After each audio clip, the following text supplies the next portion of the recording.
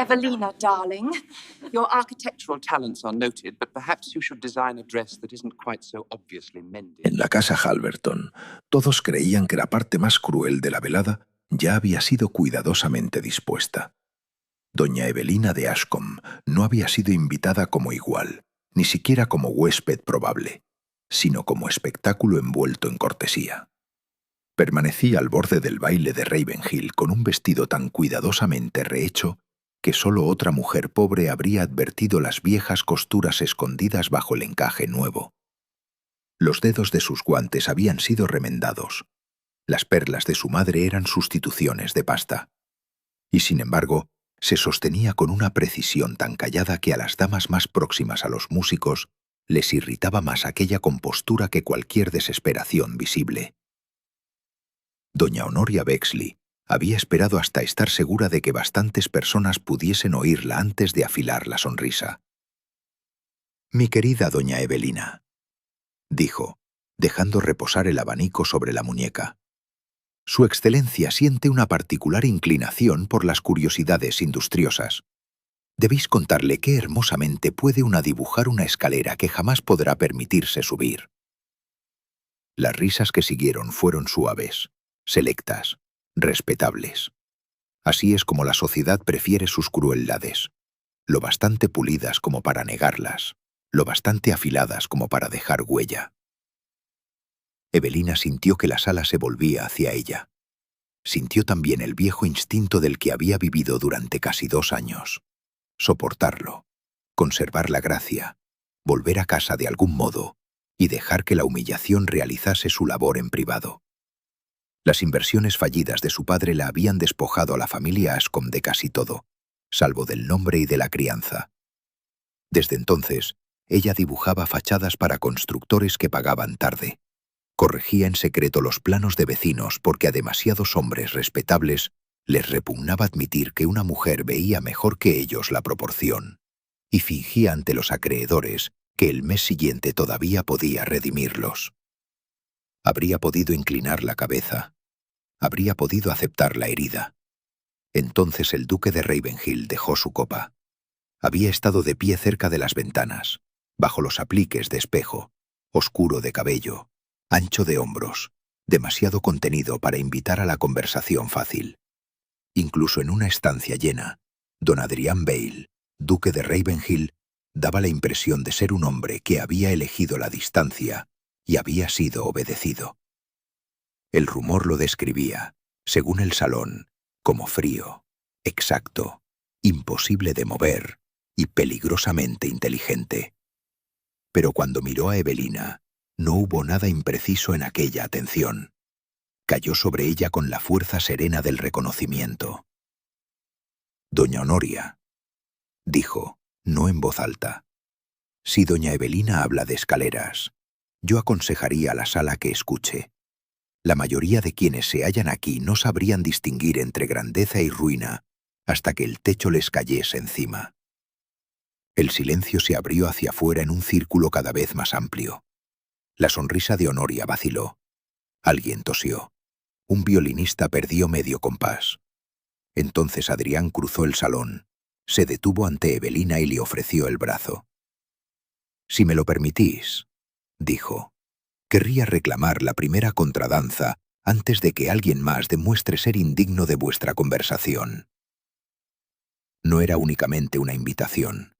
Era una invitación, pública, realizada delante de demasiados testigos como para que al día siguiente pudiera ser desmentida con cortesía.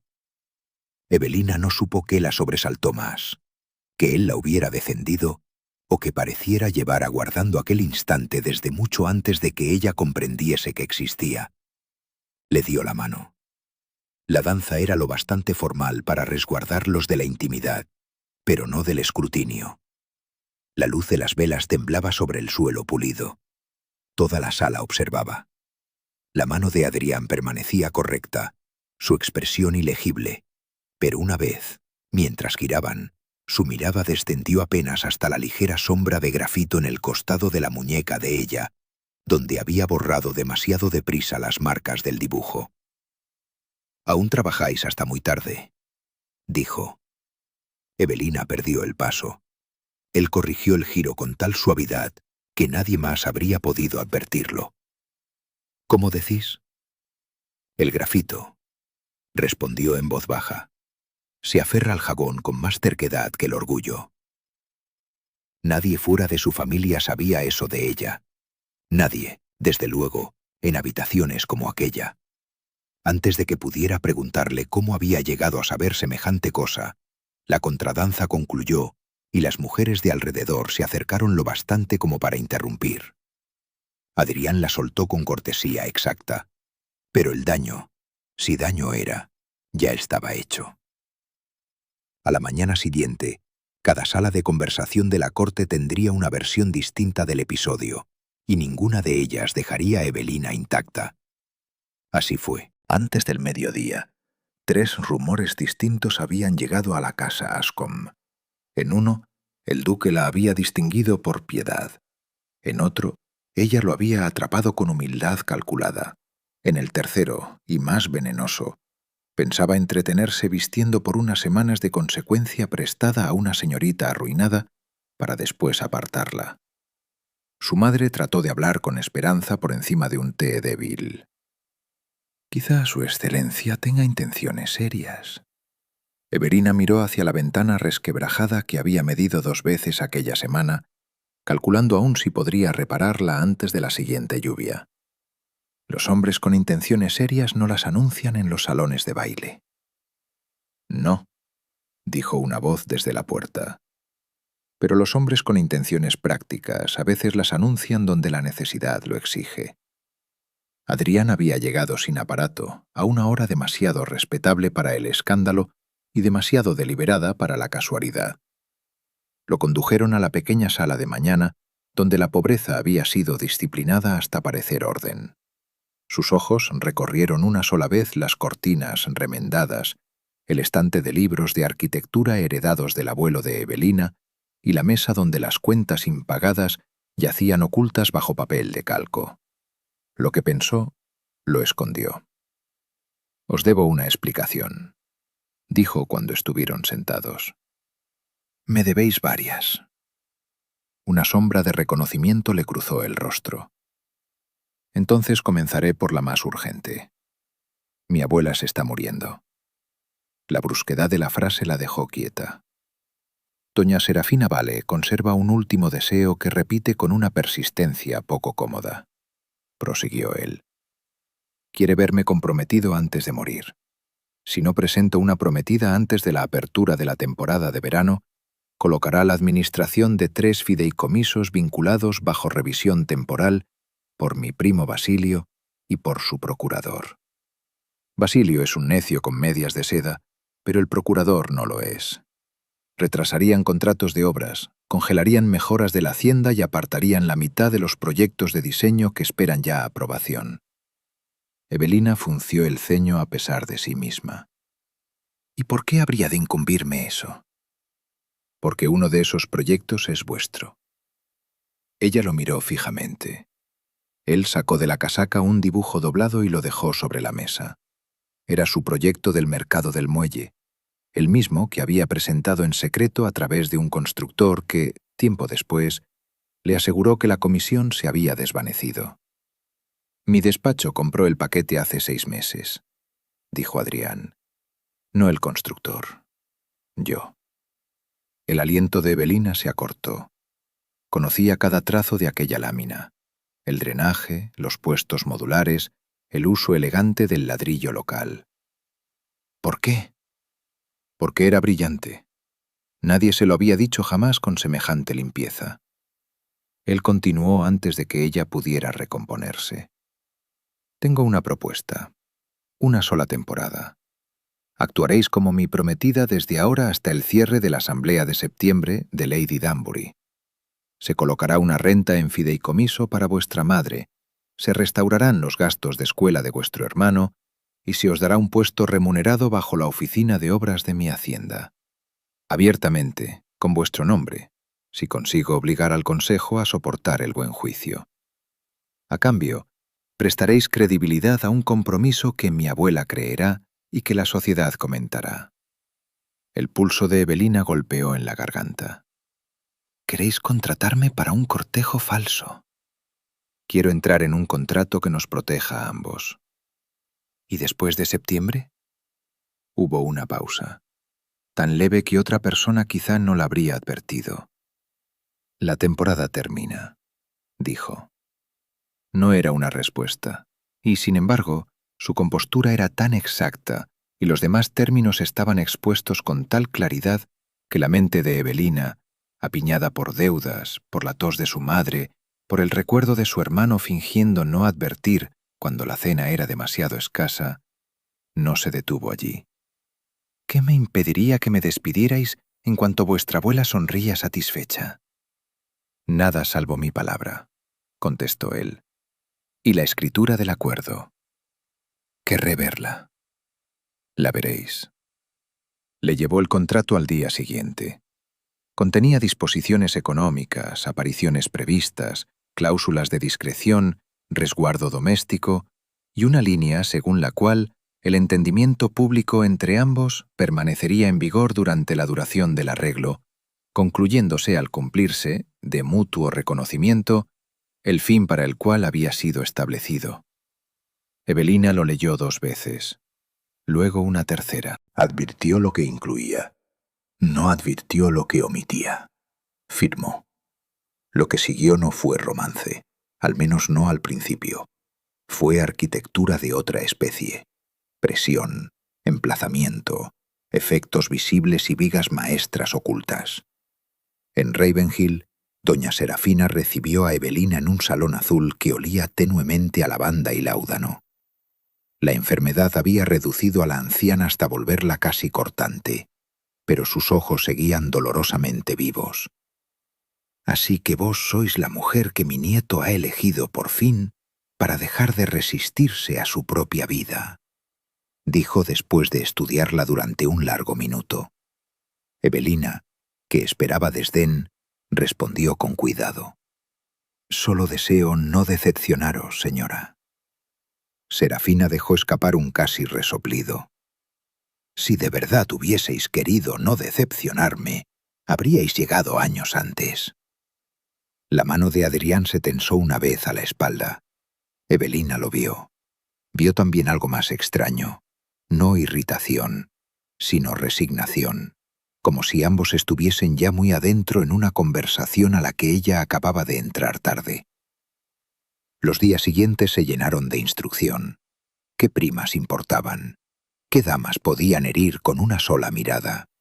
¿Qué comerciantes se inclinaban ante el rango y cuáles solo ante el dinero? Pero en medio de aquellos cálculos agotadores, Evelina se encontró arrastrada hacia otro mundo.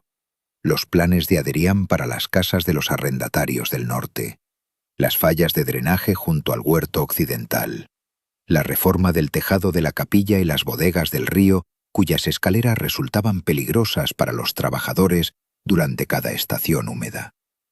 Él comenzó a llevarle dibujos por las noches. Al principio se situaban el uno frente al otro en la larga mesa de la biblioteca y hablaban solo de estructura, material, coste, peso y apoyo. Después él empezó a preguntarle qué cambiaría si el presupuesto no fuese el primer amo. Ella respondió demasiado deprisa la primera vez y al instante se disculpó. «No os disculpéis por ver», dijo él. Acabó convirtiéndose en costumbre. El respeto llegó antes que la facilidad antes que la confianza, y la confianza, con peligro, empezó a hacer sitio a la ternura. Evelina supo que Adrián llevaba años permitiendo a la sociedad llamarlo frío, porque a los hombres fríos se los deja trabajar en paz. Supo que, tras la muerte de su padre, no heredó un ducado pulido, sino uno exhausto, lleno de reparaciones aplazadas, cuentas falsas y la vieja costumbre familiar de preferir la apariencia al mantenimiento. Supo que su supuesta dureza significaba muchas veces tan solo que no halagaba la incompetencia. Supo también que en otro tiempo se esperaba de él un matrimonio temprano y brillante, pero que aquel enlace se vino abajo en un escándalo tan público que su madre seguía tratándolo como una injuria personal al escudo de la familia. Él la aprendió con una atención semejante. Aprendió que Evelina contaba bajo la respiración la colocación de las ventanas al entrar en una estancia nueva, que dibujaba cuando estaba furiosa porque las líneas sujetaban mejor que las lágrimas, que, cuando se preocupaba, apretaba el pulgar contra el costado del índice como si estuviese comprobando la veta de una madera invisible, que el elogio la volvía cauta porque tantas veces había sido el prefacio de la condescendencia. La primera vez que él la defendió en privado y no en público, casi la deshizo. Ocurrió después de que doña Honoria, recibida en Ravenhill para la cena, observase dulcemente que la inteligencia femenina para el diseño era encantadora mientras se mantuviera confinada a cortinas y galerías. Evelina sonrió con finura y dejó pasar la frase. Había aprendido bien el precio de parecer susceptible. Adrián no. Cuando los invitados pasaron al juego, dijo con un tono tan moderado que heló el aire. Si doña Honoria confunde un salón con la medida entera de la mente de una mujer, tal vez eso explique que haya pasado 20 años sin mejorar ni lo uno ni lo otro. Evelina lo miró con incredulidad sobresaltada. «¿No tenéis necesidad de batíos con cada necio en mi nombre?» «No», respondió él, «pero tengo muy poca paciencia con los necios que imaginan que comparto sus medidas». Algo cálido e inestable se movió entonces en ella, más peligroso que la gratitud. Y sin embargo, el arreglo guardaba su propio veneno. Cada bondad de él profundizaba el engaño. Cada noche, al retirarse a su cuarto, Evelina era dolorosamente consciente de que la vida que empezaba a abrirse ante ella, trabajo consentido, compañerismo intelectual, protección no comprada con coqueteo sino ofrecida con respeto, reposaba sobre términos prestados. Más de una vez se dijo que debía volver a preguntar por el final. Más de una vez la pregunta subió hasta los labios y murió allí, empujada por alguna nueva exigencia de la temporada. Entonces doña Serafina la hizo llamar a solas. La anciana yacía entre almohadones, con la luz del día reducida a plata sobre las cortinas del lecho. Junto a ella descansaba una caja lacada llena de cartas, bocetos y una tarjeta amarillenta de exposición. «Mi nieto era imposible a los 21 años», dijo. «Demasiado orgulloso para cortejar, demasiado observador para dejarse engañar. ¿Sabéis cuándo oí por primera vez vuestro nombre?» Evelina negó con la cabeza. «Después de la exposición del ayuntamiento. Teníais 17 años. Presentasteis un proyecto de capilla con el nombre de vuestro maestro, porque él sostenía que ningún patrono leería con seriedad el dibujo de una mujer. Adrián volvió a casa furioso hasta el punto de romper cristal. Decía que una joven con mejor ojo que 3 hombres formados había sido escondida a plena vista porque la sociedad prefería verla bonita y pobre. La sala pareció inclinarse un poco. ¿Lo recordó? Serafina le dirigió una mirada casi compasiva. «Hija, lleva años recordándoos». Cuando Adrián entró momentos después, encontró a Evelina junto a la ventana con uno de sus viejos bocetos en la mano. «Me conocíais antes del baile», dijo ella. Él se detuvo. El silencio entre ambos ya no era cauto, sino desnudo. «Sí», dijo al fin. «¿Desde cuándo?» «Desde la exposición». «Y no dijisteis nada». «No tenía derecho». «¿Pero si lo tuvisteis para construir un contrato?» Entonces algo cambió en su rostro, no hacia la ira, sino hacia una honestidad severa que ella aún no lo había visto exhibir sin armadura. «Tenía los medios», dijo.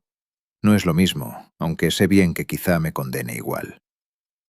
Evelina dejó el boceto con extremo cuidado. «Contádmelo todo». Y él lo hizo. Le contó que había intentado 2 veces, en años anteriores, encargarle trabajos de manera anónima al saber que la fortuna de los Ascombe se hundía, solo para encontrarse con intermediarios que rehusaban porque ningún despacho respetable quería admitir que los diseños eran de ella. Le contó que compró por sí mismo el proyecto del mercado cuando llegó a su mesa bajo el nombre de otro hombre. Le contó que acudió al baile de Halverton porque doña Honoria pensaba exhibirla como escarmiento y él había decidido, por fin, que la distancia se había vuelto una cobardía propia. ¿Y el contrato?, preguntó ella cuando él terminó. Sus ojos sostuvieron los de ella. Omití una fecha fija de conclusión. Las palabras cayeron más frías que cualquier insulto pronunciado en alto. ¿Qué habéis hecho? Él no retrocedió. La cláusula concluye cuando ambas partes reconozcan cumplido el fin del acuerdo. Me dije que ese fin no consistía únicamente en tranquilizar a mi abuela, sino en estableceros en una seguridad que nadie pudiera revocar después. Me dije que nunca os forzaría, solo que me negaría a construir el final en la cimentación antes de que hubieseis visto con plena luz la vida que podía ofreceros. Evelina lo miró mientras la comprensión reorganizaba dolorosamente los últimos meses. La primera contradanza, los dibujos comprados, el puesto en la oficina de obras ya medio dispuesto, la forma en que doña Serafina la había mirado como si nada de aquello la sorprendiera. Incluso la frialdad de doña Elinor se volvió de pronto más clara. Con seguridad la duquesa madre había adivinado que no se hallaba ante un capricho repentino, sino ante una campaña. Escribisteis la permanencia dentro de un engaño y lo llamasteis protección. Su voz descendió. Escribí posibilidad dentro de un contrato porque sabía que, si nombraba el para siempre demasiado pronto, huiríais. Por supuesto que habría huido. Lo sé. Entonces sabíais exactamente lo que me estabais quitando. Aquello le alcanzó. Él no respondió. Evelina no pudo soportar un segundo más la habitación. Lo dejó allí y caminó a ciegas por la galería occidental hasta que la casa entera se volvió borrosa. Durante 2 días evitó cualquier lugar donde él pudiera hallarse. Comió con doña Serafina, revisó planos con el administrador y soportó la compañía glacial de doña Elinor sobre bordados que no le importaban. Pero la ira, una vez consumido el primer incendio limpio, dejó tras sí algo más difícil: el insoportable conocimiento de que lo amaba. No al duque, no al Salvador que imaginaba la sociedad, a Adrián mismo, al hombre que escuchaba cuando ella hablaba de cimientos, al hombre que advertía donde una escalera ponía en peligro a los sirvientes, al hombre que había visto su inteligencia años atrás y no había vuelto a apartar la mirada de verdad. El amor no excusaba la manipulación, pero tampoco la manipulación borraba el amor.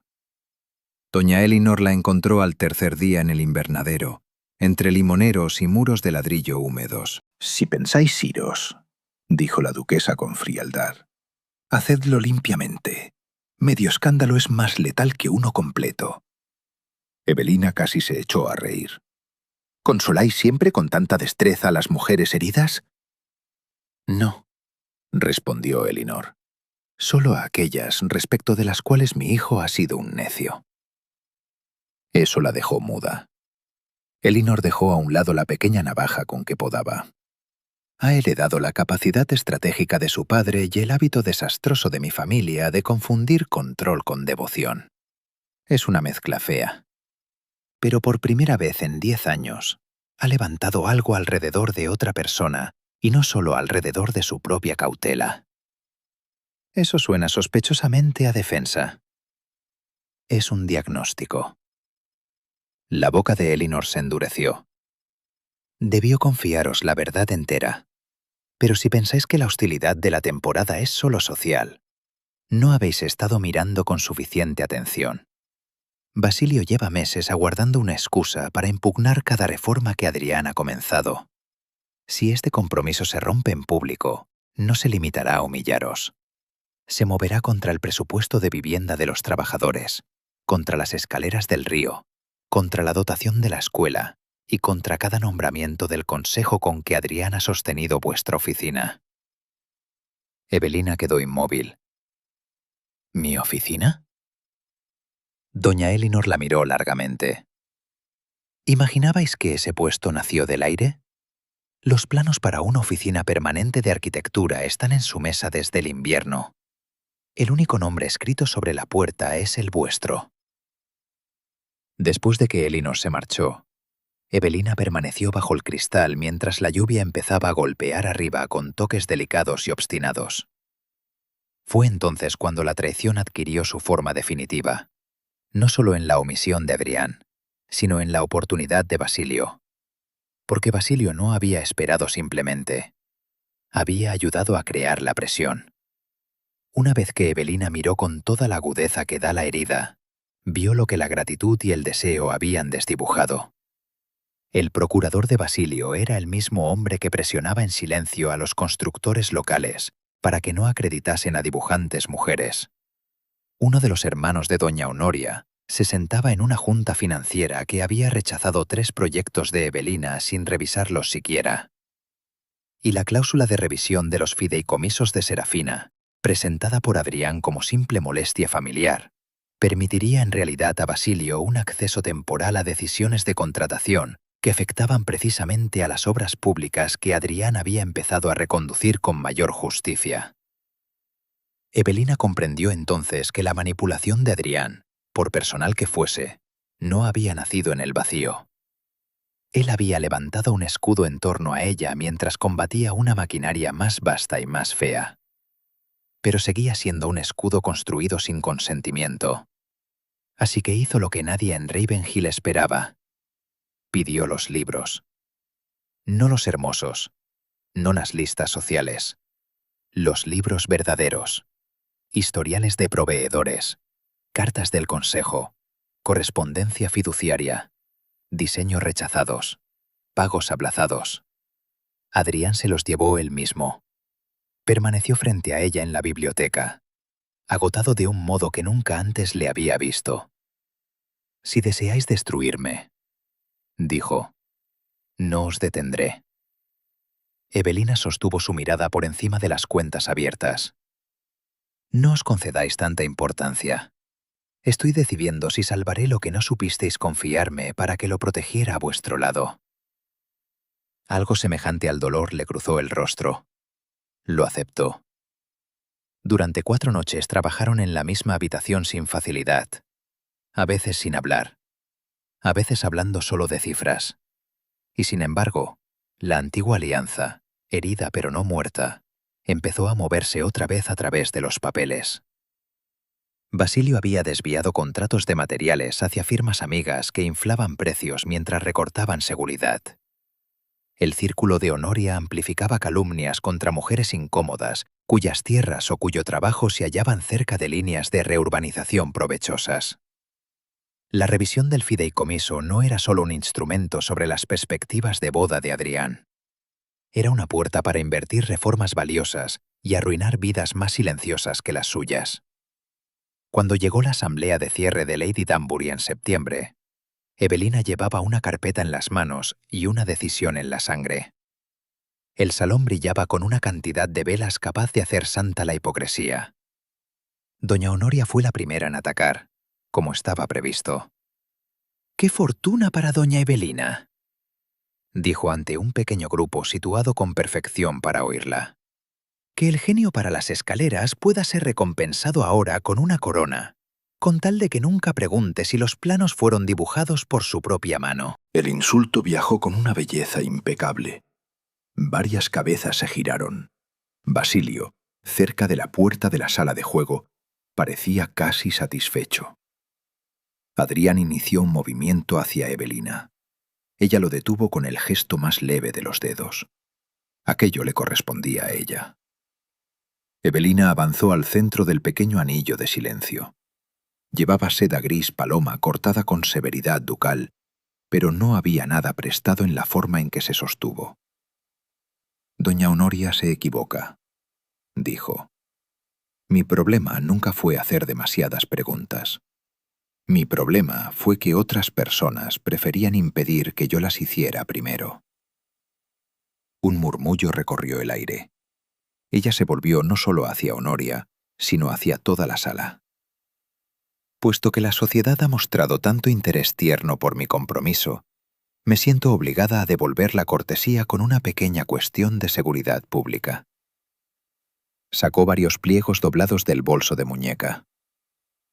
Durante el último año, ciertos contratistas aprobados y ligados a la revisión provisional del fideicomiso de Ravenhill han cobrado por escaleras del río que jamás se construyeron, por tejados de arrendatarios que nunca fueron asegurados y por obras de drenaje del mercado pagadas 2 veces y ejecutadas una sola.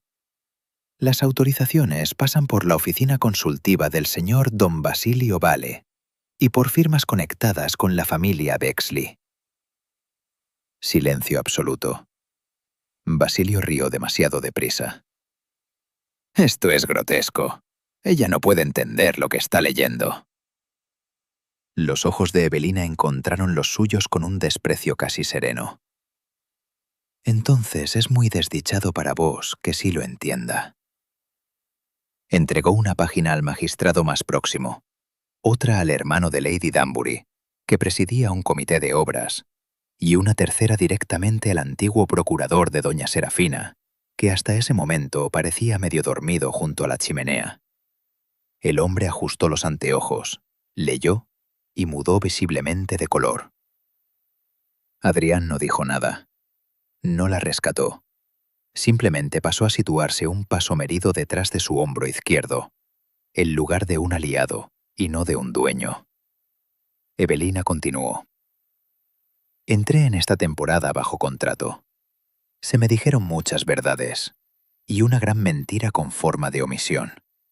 Esa cuestión la resolveré en privado, donde pertenece. Pero la corrupción que lucra con obras inseguras, familias arruinadas y el silenciamiento de mujeres competentes pertenece al ámbito público. Entonces la sala se quebró, no en caos, sino en algo mucho más letal para hombres como Basilio. Testimonio ordenado. Preguntas. Papeles cambiando de manos. Un magistrado pidiendo fechas. Lady Danbury solicitando un cuarto aparte. Honoria retrocediendo como si la distancia pudiese borrar el parentesco. La esposa de Basilio quedándose blanca como la leche. Solo cuando la maquinaria de la consecuencia empezó a moverse de verdad, Evelina se volvió por fin hacia Adrián.